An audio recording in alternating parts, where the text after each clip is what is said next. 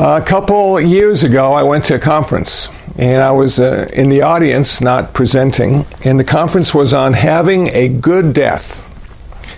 And there was a Jew and a Muslim, a couple different kinds of Christians, and a Buddhist.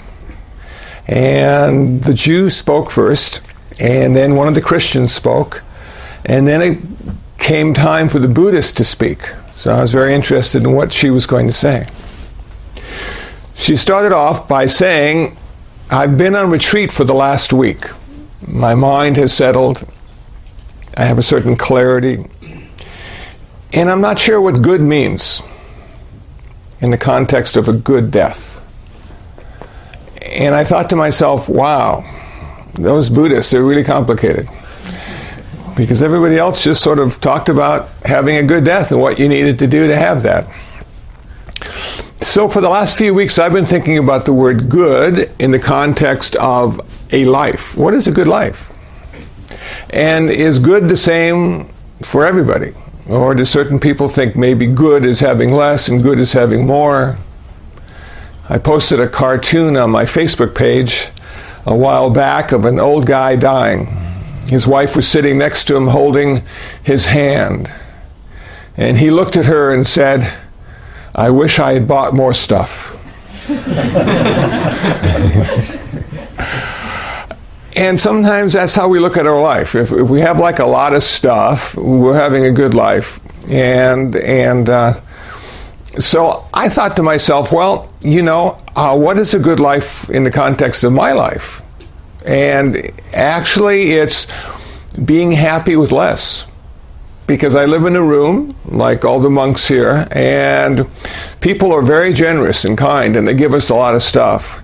But pretty soon, if you've lived in your room 10 or 20 years, your room gets full of stuff that you've never used or used once, and it takes up a lot of space. And sometimes letting go, re-gifting, letting other people use your stuff so you can use your room, is the way to go. Now, is that good for everybody? Well, probably not. When I look at people who are married and thinking about families or have families, they need a lot of stuff. And they usually start with maybe a mortgage and a house and then a couple cars, and then the kids consume so much stuff. Besides food and diapers, they also have toys, and then pretty soon it's education, and pretty soon it's college tuition, and bang, bang, bang. And now we have 7 billion people. It really worked well. And then a couple of us have decided to go in a different direction and have less stuff, and maybe no family, but a lot of friends with something in common. So, good. I think for a Buddhist, we could translate good into skillful. And skillful being, if we have a skillful life, we're going to suffer less. If we have an unskillful life, we're going to suffer more. So, we look at our life and say, how am I going to build a skillful life? What do I need to do? And it becomes obvious that we need to start with our karma. Because our karma ultimately will define who we are in this life and who we can be in the next life. So karma is what we think, what we say, and what we do. Now the consequences of what we think, say, and do, we call vipaka, V-I-P-A-K-A. So we have cause and we have consequence. We have karma, we have vipaka. And oftentimes, the vipaka is something that surprises us because we had no idea it was going to go in that direction because we had the best of intentions. And so it's difficult when we're struggling with delusion to know what to do next. But the Buddha gave us a clue. He said, if you want to follow me, I suggest and encourage you to practice the 5 precepts. They will direct your speech and action in a skillful way. And the consequences of that should be happiness and fulfillment. So we look at the 5 precepts and we say, okay, I'm going to practice them. I'm going to train myself to follow them until they become part of me. And I no longer have to practice. Now it's simply a performance that occurs because I have practiced them 10,000 times. So we all know what they are, but I'll refresh your memory. The first one is I will practice not to take life. Second one is I will practice not to take what is not given. Third one, I will practice not indulging in sexual misconduct. Fourth one, I will practice not to speak unskillfully. Fifth one, I will practice not to consume intoxicants to the point of intoxication. Now we at this center throw that last part in there because oftentimes in the context of a social gathering, intoxicants are served. And do we want to be antisocial? Well, as a Buddhist, I would say probably not. We want to be interconnected and interdependent, but maybe instead of having 5 beers, we have 1. Or maybe instead of having gin and tonic, we have a glass of water. And we can exercise our social skills and not become more diluted through intoxication. Now, one of my favorite blues songs is I Ain't Drunk, I Just Been Drinking. and that probably is how most of us approach our drinking. We're just going to have a few. So, for a Buddhist, what's the problem with drinking? If everybody does it and have done it since the beginning of humankind, we all seem to like to get high, I suppose. I like Hershey's with almonds myself, and it's an easily controlled highness, if you will. It steals our wisdom, and we become really stupid, and we do dumb things, and we create more suffering rather than less. And it just goes against everything Buddhism stands for. We want to reduce suffering, not increase it. So we need clarity. Number 1, we need clarity of mind. And number 2, we need kindness of speech and action.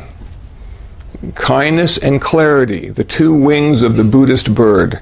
And those 5 precepts allow us to achieve a certain sense of clarity and kindness by practicing these moral values, if you will. I hate to use the word moral values because it sounds so Christian, but it's a way of living with other people. And if we don't have any kind of personal discipline, for instance, the 5 precepts, we're not going to make good neighbors.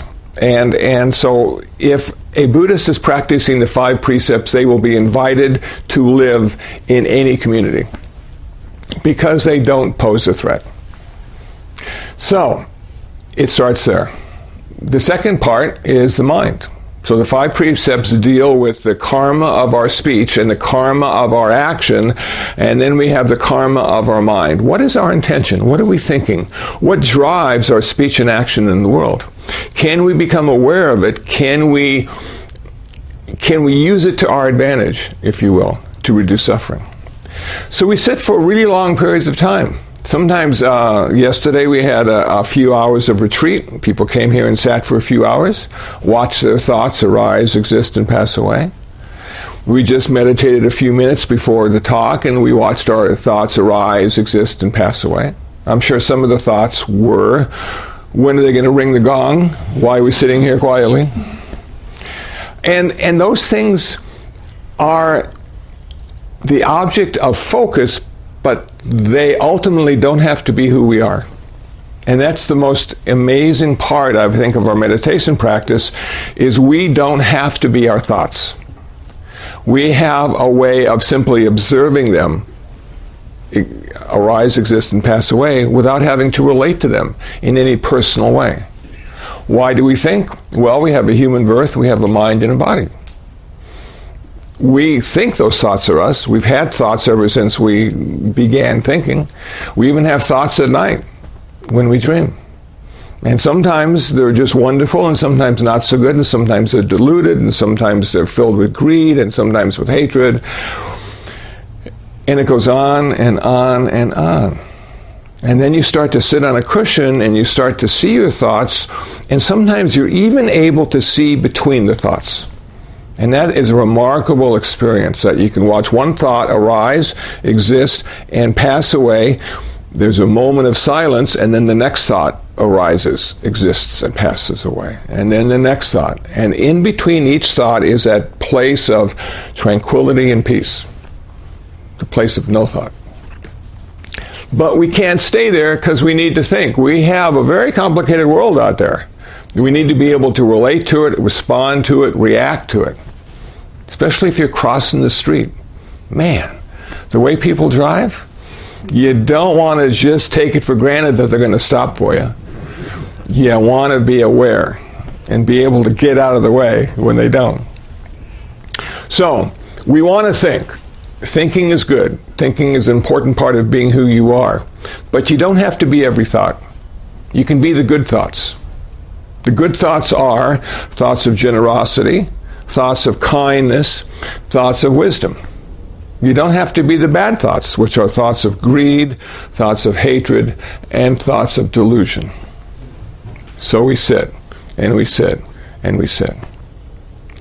Now the good life is starting to form. We're using karma to our advantage. We're using the 5 precepts to modify the speech karma and action karma. We're using our meditation practice to modify our thinking karma. And now we're going to apply the 3 aspects of Buddhist wisdom to our life and the world around us.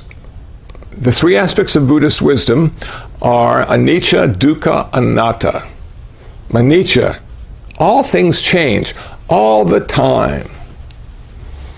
Nothing stays the same longer than a moment. Nothing ever happens twice. Everything only happens once. And I can remember back in the 80s having a couple really interesting meditation experiences, and I spent years trying to redo them, trying to re-experience them, and failed miserably because I didn't realize that certain conditions were necessary for everything to happen. But all those conditions came together in that unique way only once in that moment. And then the conditions changed. And to try to put all the conditions together again, impossible. Because everything changed. Not only did I change, but the world changed. And my practice changed. And my intention changed. So, don't get caught. Don't cling. Don't grasp. It will only cause you to have a life that's filled with dissatisfaction and disappointment. Clinging, grasping. Because everything changes. Number 2, everything is ultimately unsatisfactory. This is such a good place to be in. When you go out that door, expect the worst. And be surprised when it turns out to be okay. Because we do the exact opposite. We expect the best and are disappointed when it turns out not to be so good. But the Buddha said, ultimately, because of all this stuff changing and our attachment and grasping, we will become disappointed in the way things are. We wish we could be in control of them and have them turn out to be just the way we think they should be. But we are only one of the contributing factors that determines what our life is. Only one.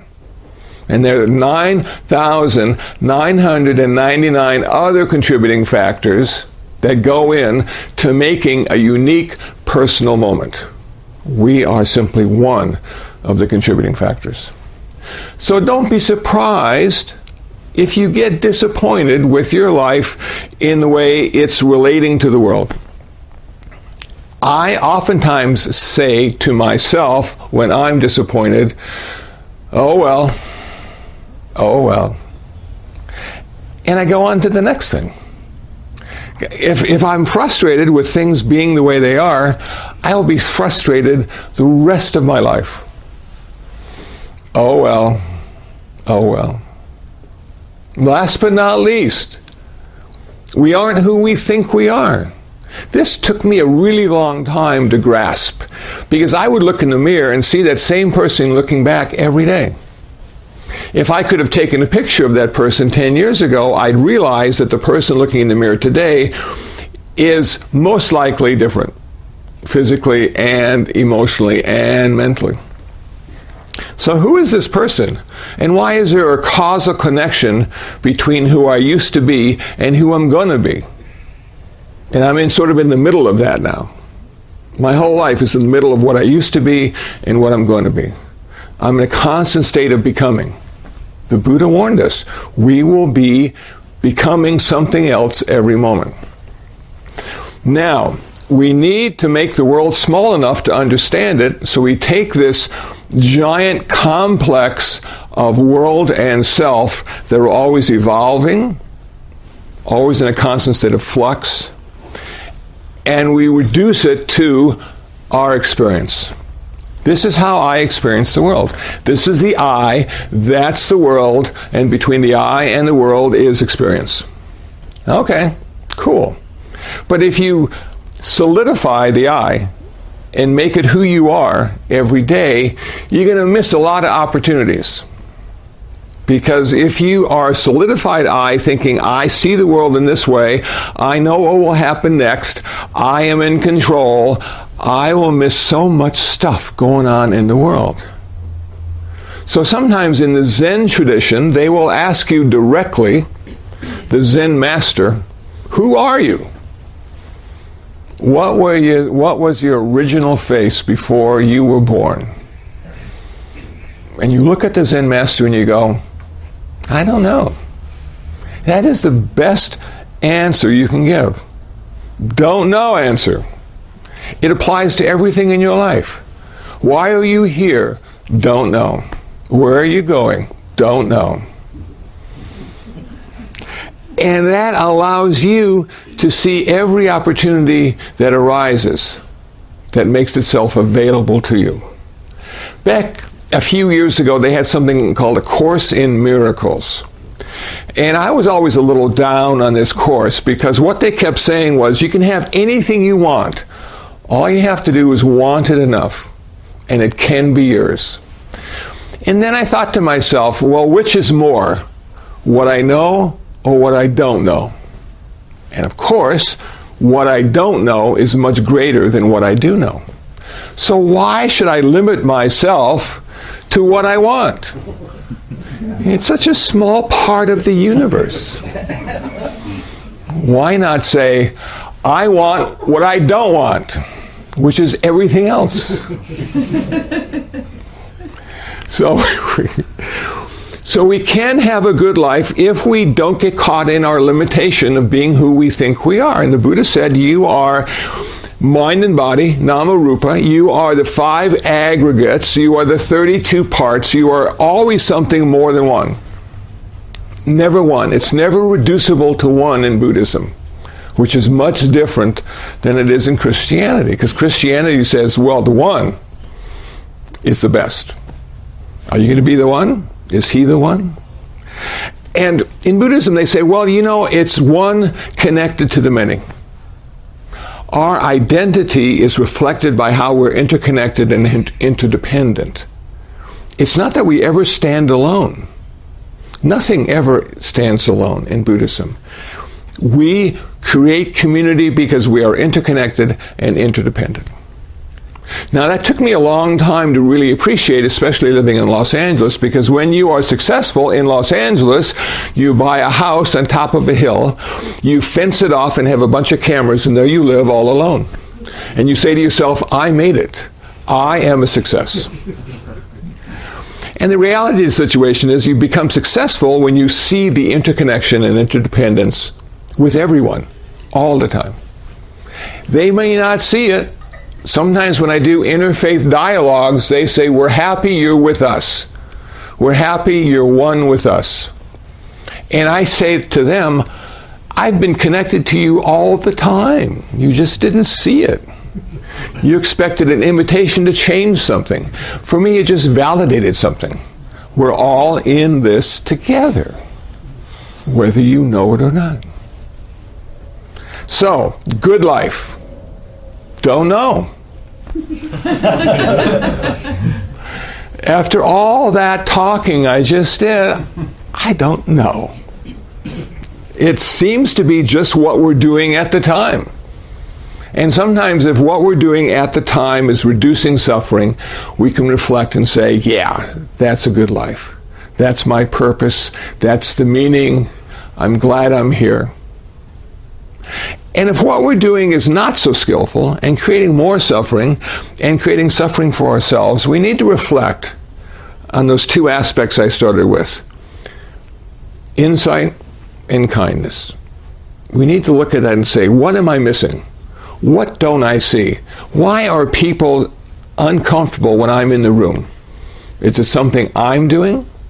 Or is it something they're doing? Or is it just something? Can we change that? Well, every moment we're a different person arising, existing, and passing away. I am much different when I'm on the 405 freeway. I may not be as kind, but I have great insight into the true nature of bad driving.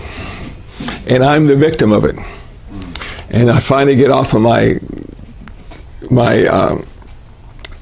exit, and there it is. I'm back to who I was before I got on the freeway. So can I change that? Can I be that skillful urban driver on the 405 or the 110? Given enough practice, absolutely. But I never expect it to be perfect. I just expect to get to my destination eventually. And I'm not disappointed. I usually make it. Now, using the don't know allows us to see opportunities to be the person we want to be or could be because we haven't solidified or created boundaries for ourselves or limitations. So when we have a good life, we are interconnected and interdependent. We are causing less suffering rather than more. And there's a certain sense of fulfillment, maybe not success. And the difference for me between fulfillment and success is on the outside, fulfillment is on the inside. There was a wonderful quote by somebody much wiser than I was who said, when you're young, you try to change the world. When you're old, you try to change yourself. So you go from success to fulfillment as you age in a skillful, harmonious way. I want to thank everybody for showing up today. I know there's a lot of other things you could be doing, even if you don't know what they are.